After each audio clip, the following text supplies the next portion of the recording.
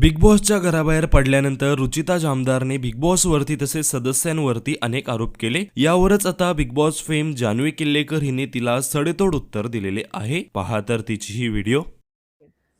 Big बॉसचे ex contestant जे आता बिग बॉसच्या घरातून ते नुकताच बाहेर आलेले आहेत, नाव घ्यायला काहीच हरकत नाहीये। तर मी I am talking about Ruchita.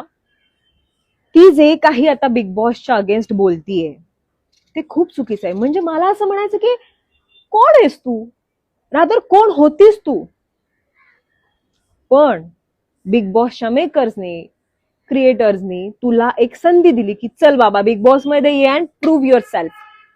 बरोबर, चुका होतात। बिग बॉसच्या घरात गेल्यावर बऱ्याच गोष्टी बदलतात, बरेच गेम्स चेंज होतात, राग येतो, सगळंच होतं। इनफॅक्ट मी सुद्धा त्या सगळ्या चुका केलेल्या आहेत। मी काही कोणाला जज नाही करत आहे।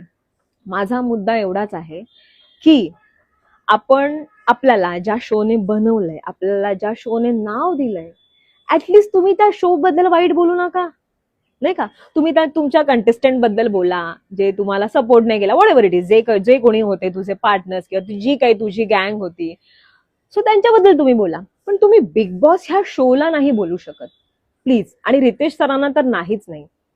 कारण की आणि आता तुमचं म्हणणं असं आहे की बिग बॉसने मला चुकीचं दाखवलं। बिग बॉसला तुला चुकीचं दाखवून काय मिळणार आहे, नाही का? जे तू आतमध्ये करणार ते बिग बॉस दाखवणार। मग ह्याच्याबद्दल जर बोलणं झालं तर मला तर म्हणजे कंप्लेंटची लिस्टच लिहायला पाहिजे, नाही का? मला तर म्हणजे ना, मला पण त्यांनी विकेंडच्या वाराला बोलून दिलं, बरोबर। सगळ्यात जास्त ओरडा खाणारी कंटेस्टंट जर जी होती ती मीच होते।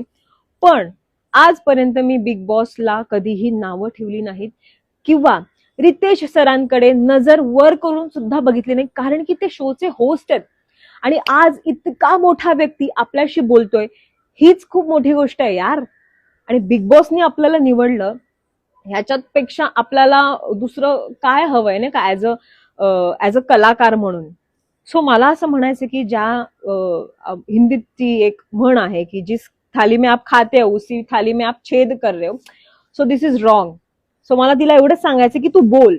ऑफकोर्स तुला फ्रस्ट्रेशन असेल, तुला राग आलेला असेल की मी बाहेर आले, मी बाहेर पडले, आणि हे जे काही तिचे स्टेटमेंट्स आहेत की मी जे चांगलं केलं ते दाखवलं नाही आणि मी आता गेम सुधारत आलेले, तर त्यांना ते नको होतं। कम ऑन यार, प्लीज। मी सुद्धा त्या फेज मधून गेलेली आहे। सगळ्यात जास्त चुका करणारी बिग बॉस मधली मुलगी जर कोणी होते तर मी होते। खूप चुका केल्या, पण जेव्हा जेव्हा मला रितेश सरांनी माझ्या चुका मला रिअलाइज करून दिल्या, तेव्हा मी माझा गेम चेंज केला। आणि मग त्याच्यानंतर जे मी चांगल्या गोष्टी केल्या त्या सगळ्या गोष्टी बिग बॉसने दाखवल्या। बिग बॉसने तेव्हा असं नाही विचार, अरे नाही नाही जान्हवी आता सुधारलीये, जान्हवी आता काही हे करत नाहीये, जान्हवी आता उलट सुलट बोलत नाहीये, सो आता तिला नको दाखवूया, असं नाही केलं ना त्यांनी म्हणजे चांगली बाजू सुद्धा दाखवली आणि वाईट बाजू सुद्धा तेवढीच दाखवली। सो तुम्ही काहीही करा, पण बिग बॉस ह्या शोला नावं ठेवू नका। आज त्या शोने तुम्हाला बनवलंय आणि माझ्यासाठी बिग बॉस हा शो देवासारखा आहे। कारण की जान्हवी किल्लेकर हिने आधी बऱ्याच मालिका केल्या होत्या, पण ती संपूर्ण महाराष्ट्रात इतकी फेमस नव्हती। आज मी जे काही आहे, मी आज जे काही कमवलंय, मी आज जे काही अचीव केलेलं आहे, हे सगळंच्या सगळं मला बिग बॉस ह्या शोने दिलेलं आहे। आज मी हिंदी रियालिटी सुद्धा करून आले, द 50। हा शो सुद्धा मला फक्त आणि फक्त बिग बॉस मुळे मिळालेला आहे।